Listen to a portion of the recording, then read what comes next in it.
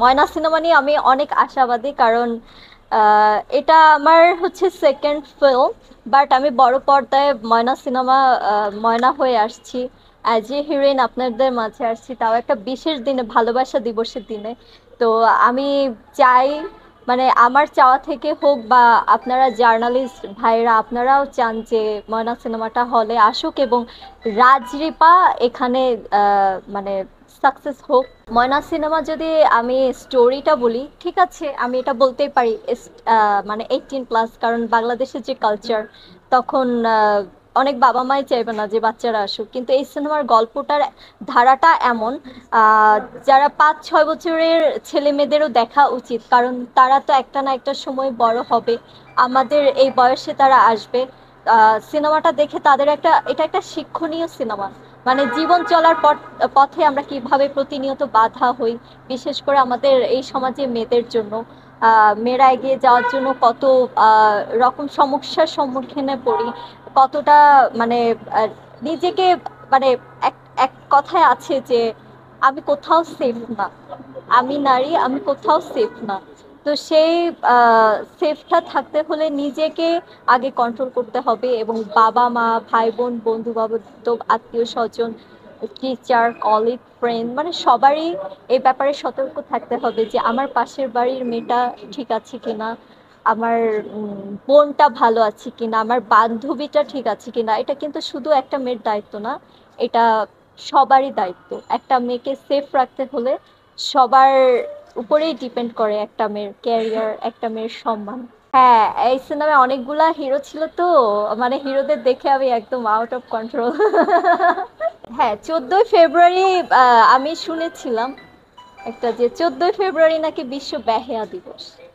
কিন্তু এই দিনটা যারা ভালোভাবে পালন করে, এটা তাদের জন্য একটা পবিত্র দিবস।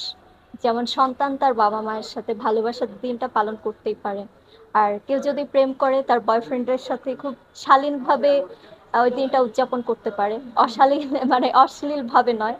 এবং ওই দিনটা বিশেষ করে অনেক ছেলে মেয়ে আছে যে ভুল পথে যায়, না চাইলেও তারা কিন্তু ওই দিনটা পালন করার জন্য ভুল পথে যায়, কিন্তু ভালোবাসা দিবস এর জন্য প্রযোজ্য না যে এই দিনে এই কাজগুলোই করতে হবে।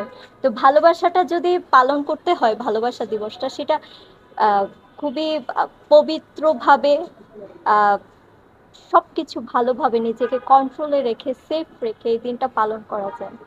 হ্যাঁ, আমি ভালোবাসা দিবসে দারুণ একটা প্ল্যান করে রেখেছি, কারণ আমার বাবা মা, আমার মা অলরেডি আজকে ঢাকা এসেছে। আমি, যদি উনি থাকেন 14ই ফেব্রুয়ারি, তাহলে ওনার সাথে সুন্দর কিছু মুহূর্ত কাটাতে চাই। এবং আমি আগে পিছনে আমি আমার বাবা মার জন্য ফুল কিনে নিয়ে আসি, চকলেট কিনে নিয়ে আসি, তাদের সাথে আসলে পরিবারের সাথে আমি ভালোবাসার দিনটা পালন করি। এবং এটাও বলি যে ভ্যালেন্টাইন্স ডেতে আমি বয়ফ্রেন্ডের সাথে দেখা করি না, কিন্তু এই ভ্যালেন্টাইন্স ডেতে আমি আমার বয়ফ্রেন্ডকে নিয়ে সিনেমা হলে সিনেমা দেখতে যাব, কিন্তু সেই বয়ফ্রেন্ডটা কি হবে, সব ক্যামেরার মাঝখান থেকে ফাঁকি দিয়ে তার সাথে দেখতে যাব। আমি কখনোই কাউকে দেখে কন্ট্রোল হারাইনি। আমার যদিও কখনো কারো উপর প্রেম আসছে, কারণ প্রেম ভালোবাসা দেখে প্রেম ভালোবাসা আসে, তো কন্ট্রোল হারানোর কিছু নেই, আমি নিজেকে কন্ট্রোল করতে জানি, কন্ট্রোল করতে জানি বিধায় এখনো কিন্তু নিজের জায়গাটা ঠিক রেখেছি। রাজদীপার কি কোনো প্রেমিক আছে কিনা? সেটা তো আপনি ভালো করেই জানেন, আছে তো। সেই প্রেমিককে আসলেই মানে ভালোবাসা দিবসে কোনো কিছু উপহার দিবেন না, বা মানে সেই দিন স্পেশাল দিনটাকে আপনি তাকে কিভাবে সারপ্রাইজ দিবেন বা দিবেন কিনা? সেই দিনের আসলে আমি তাকে সারপ্রাইজ দিতে চাই আমার সিনেমা, শুধু নায়িকাদের না, আসলে সম্পর্কে ফাটল ধরে কোনো না কোনো একটা কারণে। তো সেই কারণটা হতে পারে ভালো, আবার হতে পারে খারাপ। তো যার সাথে হয় সিচুয়েশন তার সাথেই খারাপ ভাবে যায়।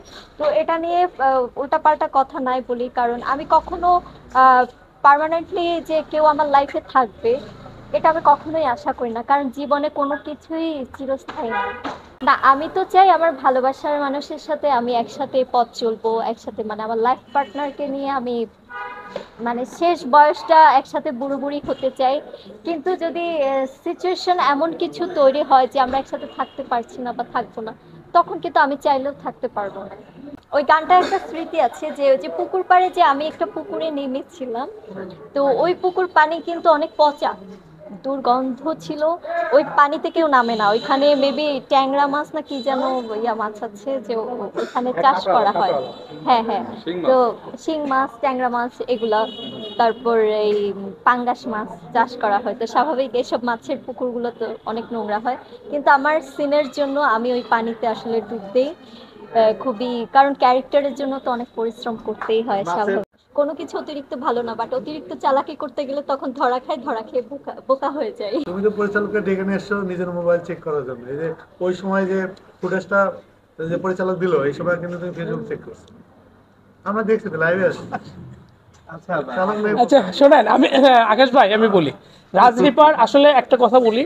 রাজদীপা আমি সহ প্রায় 4-5টা ডিরেক্টরের সাথে কাজ হয়েছে। আমার জানা মতে সবচেয়ে প্রথম রাজদীপার কাজ কমপ্লিট হয়েছে জাজ মাল্টিমিডিয়ার ময়না।